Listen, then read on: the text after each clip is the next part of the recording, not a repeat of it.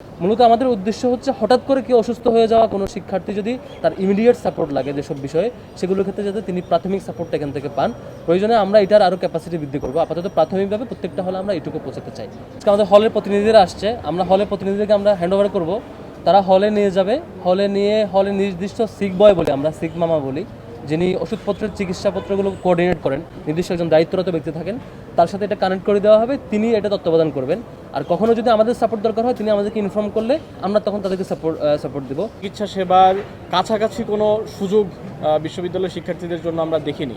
ফলে আমরা মনে করেছি যে বিশ্ববিদ্যালয়ের অভ্যন্তরে যেহেতু কোনো ফার্মেসি নেই, ফলে প্রাথমিক চিকিৎসা সেবার জন্য শিক্ষার্থীরা এমন কিছু ডিজার্ভ করেন যেটা তাদের প্রাথমিক চিকিৎসার যেই চাহিদা সেটাকে পূরণ করবে।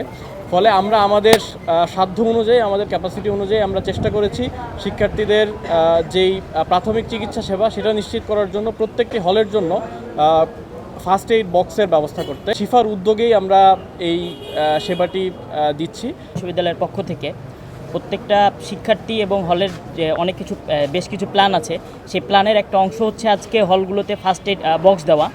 এই ফার্স্ট এইড বক্স দেওয়ার মেজর কিছু কারণ আছে, তার ভিতরে হইতে পারে দেখা যাচ্ছে ইনস্ট্যান্ট চিকিৎসার জন্য, ইনস্ট্যান্ট একজন অসুস্থ হইলো কিংবা কোনো কারণে আহত হইলো, এই ইনস্ট্যান্ট চিকিৎসার জন্য আসলে আমাদের মেডিকেল পর্যন্ত এসে ওষুধ নেওয়া রাত হয়ে গেলে এই বাস্তব যে সমস্যাগুলো আছে সেগুলো সমাধানের জন্য, সেগুলো সহজ করার জন্য আমরা শিফার পক্ষ থেকে ফার্স্ট এইড বক্স দিয়েছি।